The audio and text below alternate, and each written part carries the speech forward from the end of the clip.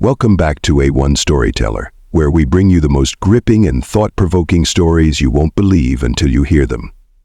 If you're all about justice, transformation, and how one moment can change everything, you've found the right place. Today's tale will make you question everything about power, respect, and revenge. Buckle up, because this is the kind of story that will stick with you long after the credits roll. Emily had always prided herself on her resilience. A young black woman in a corporate world that often made her feel like an outsider, Emily had worked tirelessly to prove herself. Over the years, she had become known for her incredible work ethic, her attention to detail, and her ability to stay calm under pressure. She was the person everyone went to when they needed a problem solved. But as proud as she was of her accomplishments, there was one thing Emily couldn't avoid: her manager, Mr. Douglas. Mr. Douglas, a man in his mid-50s, said, had been with the company for more than 30 years. He carried with him an air of authority, an unspoken belief that his tenure made him the ultimate voice of reason in the office. He had grown accustomed to getting what he wanted, even if it meant disregarding the needs and feelings of others.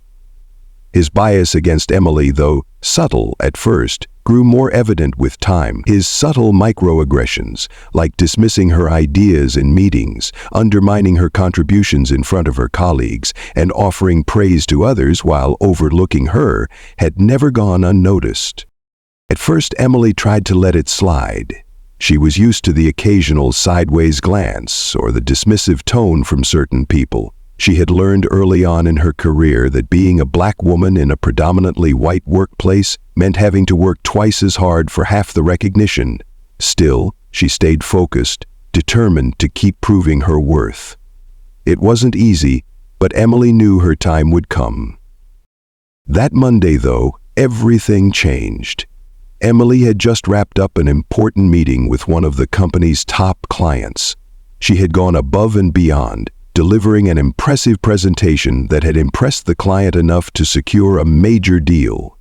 After the meeting, she walked back to her desk, feeling good about the impact she had made, but as she approached the parking lot, her smile faded. There it was, her car, covered in trash.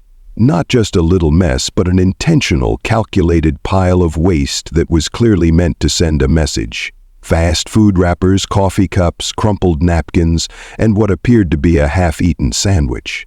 The mess was disgusting, and her heart sank. She couldn't believe it. Who would do something like this? As she approached her car, it became clear that the person who had done this didn't just leave the trash on her car. They had carefully placed it, as if to make sure she would find it and be forced to deal with it. Emily stood frozen for a moment, her mind racing. She looked around the parking lot, scanning for any clues. Her eyes narrowed as she saw him, Mr. Douglas, standing just a few feet away, leaning against his car, looking at her. His gaze was cold, and as soon as their eyes met, he quickly looked away. Emily's stomach churned with a mix of anger and disgust. She knew right away that he was responsible. What made it worse was the fact that Mr. Douglas had been acting strange all week. He had been particularly distant toward her, ignoring her whenever they crossed paths and making snide comments under his breath. Emily had brushed it off at first, chalking it up to his usual condescending attitude. But now, seeing the trash on her car, it was clear that his animosity had crossed a line. Emily took a deep breath. She had spent years building her career, and she wasn't about to let some childish, racist act derail everything she had worked for. As she stood there, seething, she knew she had to take action, but she also knew that confronting him directly in that moment wasn't the best option. Instead, she reached into her bag, pulled out her phone, and snapped a few photos of the mess. She knew it was important to document everything.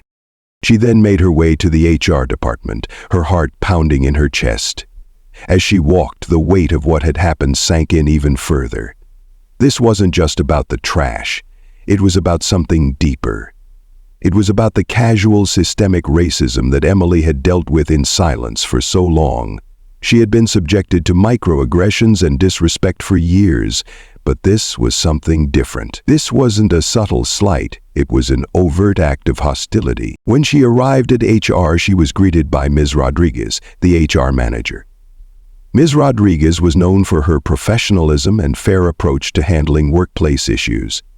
Emily could tell that something had changed in her demeanor the moment she entered the office. The look on Ms. Rodriguez's face told her everything she needed to know. HR was already aware of the situation, and things were about to get real. "Emily," Ms. Rodriguez began, her tone serious but kind. "We've received your email, and I want to assure you that we're taking this matter very seriously. We have already started an investigation into the incident." Emily nodded, feeling a wave of relief wash over her. "Thank you," she said quietly. "I just want to make sure something is done about this. It's not just about the trash. It's about the way I've been treated here for a long time." Ms. Rodriguez's eyes softened. "I understand. Rest assured we will handle this appropriately. We're committed to ensuring that this company is a safe and inclusive place for everyone." Emily appreciated her words, but deep down she knew that change in the workplace was not something that would come easily or quickly. It would take more than just firing one person. It would take a shift in the culture. And she was ready to be part of that change. The next few days were a whirlwind. Emily continued to document every interaction she had with Mr. Douglas and other employees who had witnessed his behavior. She made sure to keep a level head and approach the situation calmly, though inside her anger was palpable. She wanted to make sure that the truth came to light and that the company would be forced to confront its toxic environment. Mr. Douglas, for his part, tried to act as though nothing was happening. He made a show of speaking to Emily in the hallways, though she could tell his attempts at small talk were forced. He seemed to be avoiding everyone's gaze, particularly her, as if he knew he was being watched. Then the day came. The day HR called Emily in for another meeting. This time there was no formal greeting. Ms. Rodriguez wasted no time getting to the point. "Emily, after a thorough investigation, we have decided to suspend Mr. Douglas pending further action. We've spoken to several of your colleagues who corroborated your version of events, and we've reviewed the evidence you provided. We take these matters very seriously, and we are committed to ensuring this company is a place where everyone can thrive without fear of discrimination." Emily's heart raced. She had hoped for this outcome, but hearing it officially felt surreal. She had stood up for herself, and now the company was taking action. It wasn't long before Mr. Douglas's suspension became public knowledge. Whispers circulated throughout the office, and soon the news reached the higher-ups. The company's reputation was on the line, and the pressure was mounting. The HR department worked around the clock to address the systemic issues that had allowed someone like Mr. Douglas to hold such a position of power for so long. Emily was called in to offer her perspective, and she took the opportunity to advocate for more diversity and inclusivity training, as well as the implementation of a clear anti-racism policy. Mr. Douglas, meanwhile, tried to salvage his career. He hired a lawyer, and for a brief moment it seemed as though he might try to challenge his suspension. But it didn't take long for him to realize that the evidence was overwhelming and his chances of returning to the company were slim to none. In a final attempt to save face, he sent an email to the entire office, apologizing for his actions. But it was too little, too late. The company terminated him shortly after. His career, which he had built over decades, was over. His actions had not only cost him his job, but also his credibility. His reputation would forever be tarnished by the racism he had shown to Emily. As for Emily, she didn't celebrate the fall of Mr. Douglas. Instead, she turned her focus to the future. She had become a symbol of change, a beacon of hope for others who had felt silenced. But she knew that the journey was far from over. The company had a long way to go, and Emily was determined to continue pushing for change.